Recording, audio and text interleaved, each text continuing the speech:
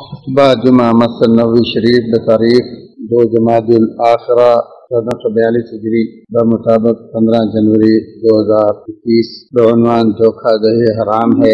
خطیب فضیلت الشیخ ڈاکٹر حسین آل شیخ کرم ترجمہ بآواز حافظ محمد اقبال راشد۔ تمام تعریفیں اللہ کے لیے ہیں جو بابرکت ہے، اور میں گواہی دیتا ہوں کہ اللہ وحدہ لا شریک کے علاوہ کوئی سچا معبود نہیں، اور میں گواہی دیتا ہوں کہ ہمارے نبی و سردار محمد صلی اللہ علیہ وسلم کے بندے اور رسول ہیں۔ حمد و ثنا کے بعد اے مسلمانوں، اللہ تعالیٰ سے ڈرو، وہ تمہارا پروردگار ہے۔ اللہ سے ڈرو، اللہ شدید العقاب ہے۔ اللہ سے ڈرو، وہ جلد حساب لینے والا ہے۔ اس اللہ سے ڈرو جس کی طرف سب نے اکٹھے ہونا ہے۔ اس اللہ سے ڈرو جو فاسقین کو ہدایت نہیں دیتا۔ اے اللہ کے بندوں، سماج اور معاشرے کو تمام تر خطرات سے بچانے کے لیے مذہب اسلام نے انتہائی شاندار اصول پیش کیے ہیں، اور انہی اصولوں میں سے ایک زندگی کے تمام شعبوں اور سرگرمیوں میں جعل سازی، ملاوٹ اور دھوکے کے ہر شکل و صورت کو حرام قرار دینا ہے، کیونکہ دھوکہ و جعل سازی خواہ کسی بھی معاملے میں ہو، وہ ایک بدترین اخلاق، گندی عادت، مکروہ جرم اور بہت بڑا گناہ ہے۔ نیز یہ حق کی تباہی، کوتاہی اور امت کے ساتھ خیانت ہے۔ امانت کی بربادی، حقائق کا زیر و زبر ہر آن و مکان کے لیے خطرناک بیماری اور خوفناک برائی ہے۔ چنانچہ جس قوم میں دھوکہ دہی عام ہو جائے، اس کی ترقی تباہ، خوشحالی مجروح، عروج زوال پذیر، اور وہ ہلاکت و بربادی اور نقصان کا شکار ہو جاتی ہے۔ ارشاد باری تعالیٰ ہے، اور تم لوگوں کو ان کی چیزیں کم نہ دو، اور فرمایا ماپ پورا دو اور کم دینے والوں میں سے نہ بنو، اور فرمایا بڑی ہلاکت ہے ماپ تول میں کمی کرنے والوں کے لیے۔ اور آپ صلی اللہ علیہ وآلہ وسلم فرماتے، جس نے ہمیں دھوکہ دیا وہ ہم میں سے نہیں ہے۔ اسے مسلم نے روایت کیا ہے۔ اے اللہ کے بندو، تجارتی و اقتصادی معاملات بھی ایسے مجالات ہیں جو اس اصول کے ماتحت آتے ہیں، اور یہی وہ معاملات ہیں جن کا ان عظیم اصولوں اور پاکیزہ بنیادوں پر استوار ہونا ضروری ہے، جن میں سے صداقت، امانت، وضاحت اور بیان کرنا ہے۔ جیسا کہ ارشاد باری تعالیٰ، بے شک اللہ تعالیٰ تمہیں امانتیں ان کے حقداروں کے سپرد کرنے کا حکم دیتا ہے۔ اور اللہ سبحانہ و تعالیٰ نے فرمایا، اے ایماندارو، اللہ سے ڈرو اور سچ بولنے والوں کے ساتھ رہو۔ اور آپ صلی اللہ علیہ وآلہ وسلم نے فرمایا، خرید و فروخت کرنے والے جب تک ایک دوسرے سے الگ الگ نہ ہو جائیں، ان کے لیے اختیار کا حق باقی رہتا ہے۔ اب اگر ان دونوں نے سچائی، صاف گوئی اختیار کی اور ہر چیز واضح بتائی تو ان کی خرید و فروخت میں برکت رہتی ہے، اور اگر کچھ چھپایا یا جھوٹ بولا تو ان کی خرید و فروخت سے برکت اٹھ جاتی ہے۔ بخاری شریف۔ اے اللہ کے بندو، مالی معاملات میں ہیرا پھیری اور دھوکہ بازی بہت بڑا جرم ہے۔ اس کی مختلف صورتیں اور متعدد شکلیں جو بھی ہوں، بہر صورت یہ مسلمانوں کے مالوں کی چوری اور انہیں ناجائز طریقے سے ہڑپ کرنا ہے۔ ارشاد باری تعالیٰ ہے، اپنے مال آپس میں باطل طریقے سے نہ کھاؤ۔ اور اللہ سبحانہ و تعالیٰ نے فرمایا، اے ایمانداروں، اپنے مال آپس میں باطل طریقے سے نہ کھاؤ، مگر یہ کہ تمہاری باہمی رضامندی سے تجارت کی کوئی صورت ہو۔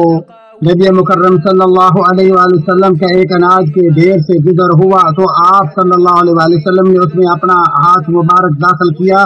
جب نکالا تو آپ کی انگلیاں گیلی ہو گئیں، تو آپ نے فرمایا، اے اناج والے، یہ کیا ماجرا ہے؟ اس نے عرض کیا، اللہ کے رسول صلی اللہ علیہ وسلم، اس پر بارش ہو گئی ہے۔ تو آپ صلی اللہ علیہ وآلہ وسلم نے فرمایا، تو نے یہ گیلا اناج اوپر کیوں نہ کیا تاکہ لوگ دیکھ لیتے؟ یاد رکھو، جس نے دھوکہ دیا وہ مجھ سے نہیں، اور ایک لفظ ہے جس نے دھوکہ دیا وہ ہم سے نہیں، اور ایک لفظ میں ہے جس نے ہم کو دھوکہ دیا، جس نے ہم کو دھوکہ دیا وہ ہم سے نہیں ہے۔ اے میرے اسلامی بھائیوں، ساز و سامان کا عیب چھپانا، یا بعینی ہی سامان، یا اس کے اجزاء میں نقص، یا اس کی مقدار و وزن میں کمی، یا اس کی کوالٹی کا گھٹیا ہونا، یہ سب دھوکہ اور فراڈ ہی کہلاتا ہے۔ اس حرام کردہ دھوکہ دہی میں قاعدہ یہ ہے کہ سامان فروخت کرنے والے کو سامان کے جن عیوب کا علم ہے، اگر ان عیوب کا علم خریدنے والے کو ہو جائے تو وہ یہ سامان اس قیمت پر نہ خریدے جس قیمت پر وہ خریدنا چاہتا تھا۔ ابن تیمیہ رحمہ اللہ فرماتے ہیں سامان میں فراڈ اور عیب چھپانے سے تجارت میں دھوکہ شامل ہو جاتا ہے، اس طرح کہ سودا اندر کی نسبت باہر سے زیادہ اچھا ہو۔ چنانچہ ہر مسلمان کے لیے ضروری ہے کہ وہ اللہ سے ڈرتے ہوئے اپنے مسلمان بھائیوں کے ساتھ خیر خواہی کرے، ان کے ساتھ دھوکہ فراڈ کرنے سے بچے اور ان کے اموال میں ہیلا سازی سے اجتناب کرے۔ آپ صلی اللہ علیہ وآلہ وسلم نے فرمایا مسلمان مسلمان کا بھائی ہے اور کسی مسلمان شخص کے لیے حلال نہیں کہ وہ اپنے بھائی کو کوئی عیب دار چیز اس کا عیب بتائے بغیر بیچے۔ اسے احمد اور ابن ماجہ نے روایت کیا اور بخاری اسے عقبہ بن عامر سے موقوفاً روایت کرتے ہیں کہ کسی شخص کا کسی سودے کا عیب جاننے کے بعد اسے بتائے بغیر فروخت کرنا جائز نہیں ہے۔ برادران اسلام، امانت و دیانت کے اپنانے اور دھوکہ فراڈ سے اجتناب کے عام دلائل کی بنا پر دھوکہ دہی مسلم غیر مسلم چھوٹے اور بڑے سب کے لیے حرام ہے۔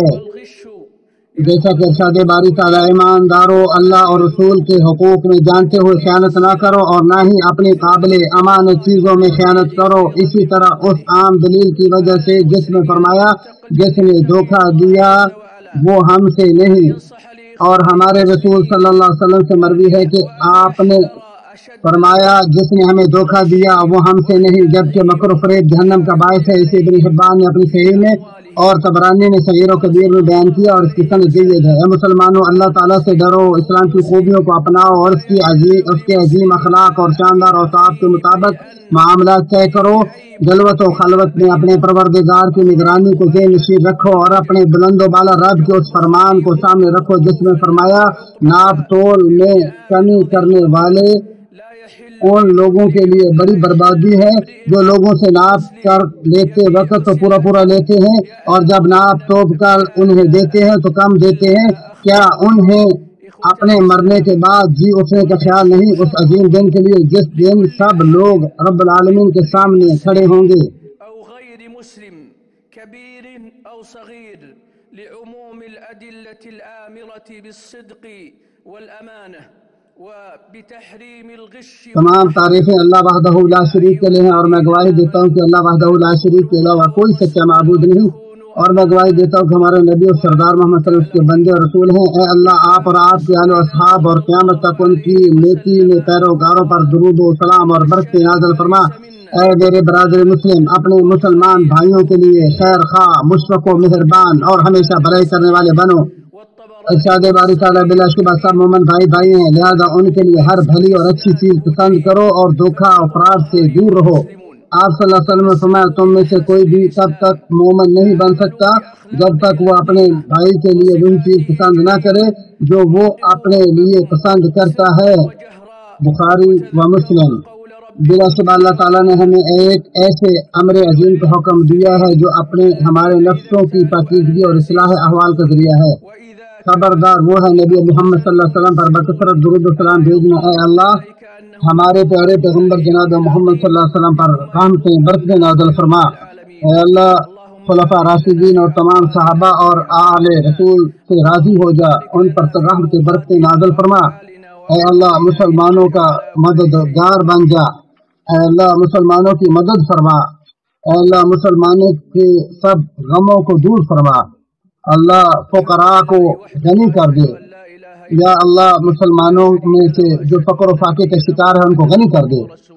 اللہ جو بیمار ہیں مریض ہیں ان کو صحت تندرستی عطا فرما۔